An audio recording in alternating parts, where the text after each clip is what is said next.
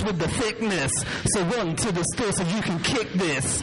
And memorize the words so the next time you hear it, you can kick this. Yeah, no time for faking. Stay away from bacon. I clock G's from the beats that I'm making. People were sleeping but have awakened. Ask the Bariquans, ask the Jamaicans. Who's the man in the hot seat? Giving people chills like Ralph and Patsy. I'm sending people back to bed. Yeah, like a overdose of Actifed. It's just a taste of the 2011 shit. And yo, it ain't no secret. Check it. Check my DJ as he slaps the fader. Check my DJ as he slaps the fader. Jane progressed to the level it has now, and then finally give you a little bit of career advice about how to take on your DJ career and maybe go into possible further education. So, the equipment that we were talking about and what we're using is kind of what DJs were using back in the day, 1970s, when the whole scene started. See this turntable here? The Technics SL1210 it's an iconic piece of instrument, this. I call it an instrument. Many people call it a record player. To me, this is an instrument. The reason why is because we don't use it just to play records. We use it to make sounds. So I can use this as a drum machine. I can use it as a guitar, as a piano, as a singer. And that's why it's an instrument. So this design came out in 1978, I think. It has not changed in design since then. Now that's quite a unique thing, as in it's one of the world's favorite electronic equipment for, let's say, musicians and DJs. And why hasn't it changed in over 30 years in design? That's the beauty of this thing, is they don't need to change the design. The way you use it is what evolves over the years. When the guitar was invented, it pretty much looks the same as the guitar today. They've not changed the design. They've maybe made a few little things that it'll make it sound a bit better here, or it'll make it easier to use in this way. But it's still a guitar. It's still got the strings, and you still pluck them. They haven't got a little computer robot that comes out and starts playing it for you. You know? It's stayed the same. And people's skills and the way they've used it has changed over the years. And that's the same with this. The turntable, especially the vinyl turntable, is something where you have to push the limits. Yeah? Nowadays you have lots of DJing equipment, like you have things like Ableton, Tractor, which you use from your laptop, and it's easy to use, as in you can mix one or two records into it, pretty simple. And it's made it very easy, but every 6 months there'll be a new application, a new something that makes it even easier. So then it just becomes very simple to use. Now, I'm not saying that that's a bad thing. There's actually ways in which you can use Ableton and Tractor and do some really creative stuff, which you would not be able to do on turntables. You know, so you have to weigh that bit up. But the turntable's design has not changed, and the way that we use it has. Now, going on to this, you can see a laptop here. The laptop is kind of connected to this. It's not letting, or it's not enhancing my performance in any way. All it's allowing me to do is to get an MP3 or a WAV form and play it on here as if it was the original record. The rest is up to you. So that side of things, this hasn't changed. What has changed over the years are things like your mixers, the programs that you use on your laptop, and the CD players. In the mid-90s, the whole CD boom happened, and all the clubs started having CD mixing consoles, which it was a breakthrough. It was a very revolutionary thing where some records you just could not find, you know? So how can you play that song? On a CD, put it in, you can play it. To a point where now you can download anything and play it, which is fair enough. But the CD kind of has changed over the years since it was first released in the 90s to a point now where it's almost like a laptop. You've got a screen on there, you've got all the information about all your songs, and you've got all these loop functions and this and that. And every 6 months to a year, someone like a Pioneer will update the version and make it better, more features. And that's great. If you really look at it, what the CD player can do is a lot more than what the turntable can do. But what you can make the turntable do for what the things that it's not been designed for is limitless. Yeah? So that's a bit about the equipment. Now we're going to talk about possibilities of like further learning and how to make it as a DJ in this very, very competitive market which has now become in India. I mean, I've been DJing in India since '94, and when I first came it was it was a bit naive, but it was the early days. Now, if you look at the rapid growth from 94 until now, what's happened in those, let's say, 15, 16 years is phenomenal. I come from the UK, and I've seen the start of the DJ culture and the whole birth of like DJing, and then the progression of all different like genres of dance music. I've seen it all from that day. It's taken 30 years in the UK for me to see it from the beginning to what it is now. It's happened here in like less than half the time, which is phenomenal. So, talking about careers as a DJ in India, how many of you are DJs or want to be DJs, or really, yeah? So how would you go about, let's say, getting yourself known? What would you do? Well, ideally, hang around. Ideally, I think hang around people who are already, DJs, and then trying to hook up with certain, events. Like, for example, I know Reggie, where Wobble, I think is your baby. So I was just hoping some stage I get a chance. Maybe I do a demo tape or something like that. That'll help me. First thing you touched on, hanging around with DJs. When I started DJing, I was actually, it's okay, I've got a very loud mouth. I first got into music about 8 years old. The whole breakdancing thing happened at that time in the early 80s, and it took me by storm. I'm like, wow, what is this? These guys flipping on their heads and music, they're doing the graffiti, this guy on this, what is this? What is all this? I loved it. I think the first time I seen it, I knew I wanted to be a DJ from the age of 8. It wasn't until I was 13 that I started DJing in clubs. But the first thing I did was hang around with people who were into the same thing as me.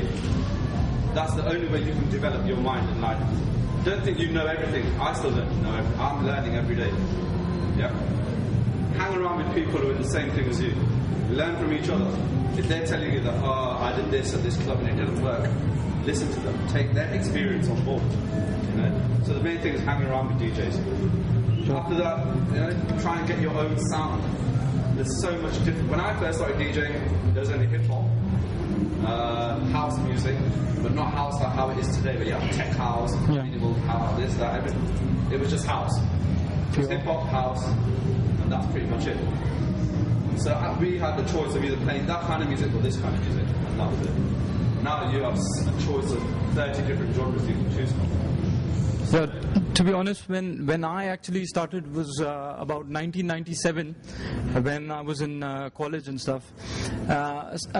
Somehow I didn't have the kind of exposure, and even parents at that time wouldn't support you in terms of why you want to be a DJ, well, how much would you make, and things like that. So never. Sorry, say again. These days. So I'm just hoping, I get a chance to showcase my talent in some way, and this is CD out to someone. Yeah, ideally, I don't mind doing a live demo or anything like that, but I just need a sort of a vent or a SoundCloud page.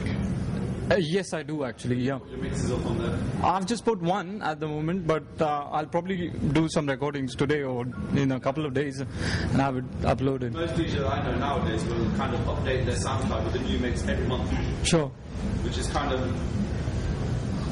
If you keep doing that, people will start listening to not just one set, but, okay, progressively over the last few months, this guy's got a different...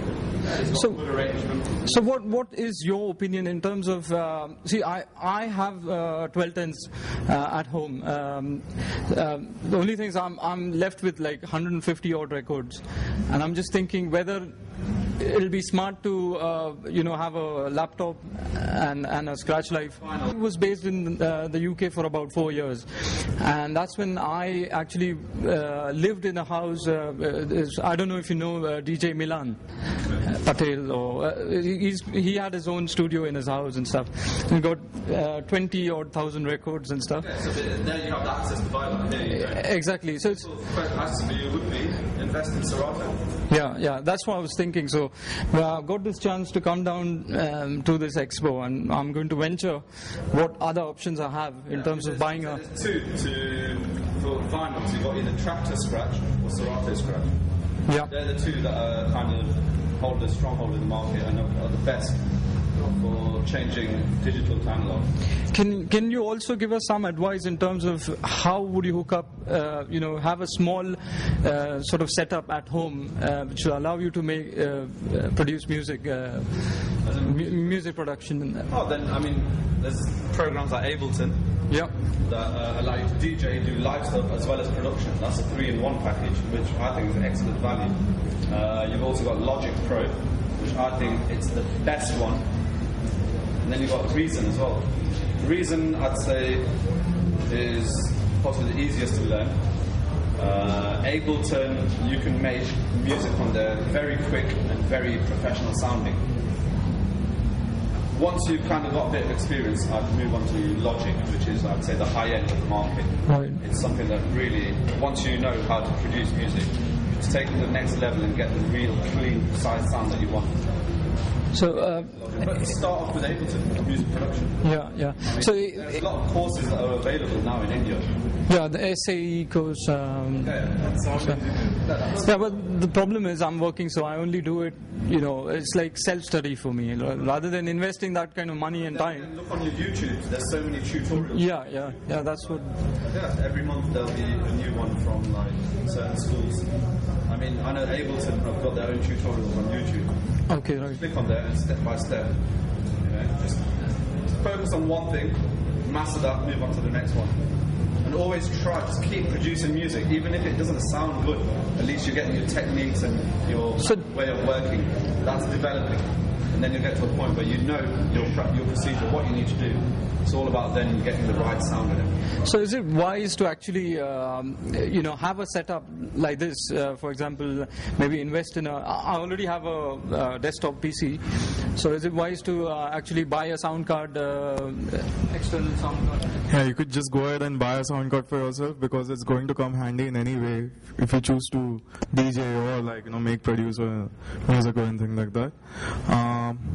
But primarily you need to understand that what is it exactly that you are into it for, and what's the best way how you can actually use whatever production that you're trying to get into to work for you in your favor.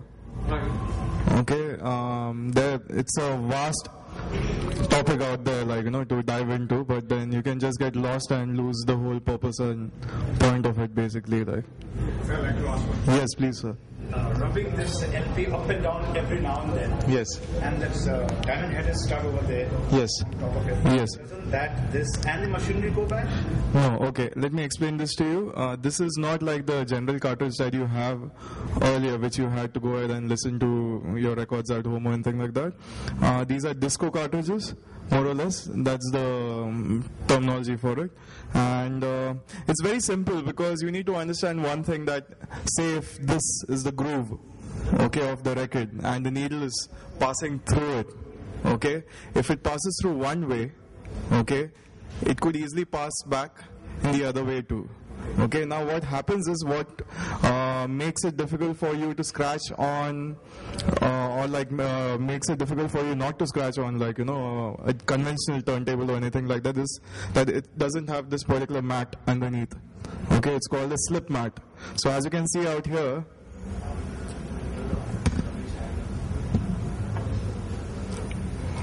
when I put the platter on and if I hold the record, the slip pad makes it slip, and the platter still is spinning out there.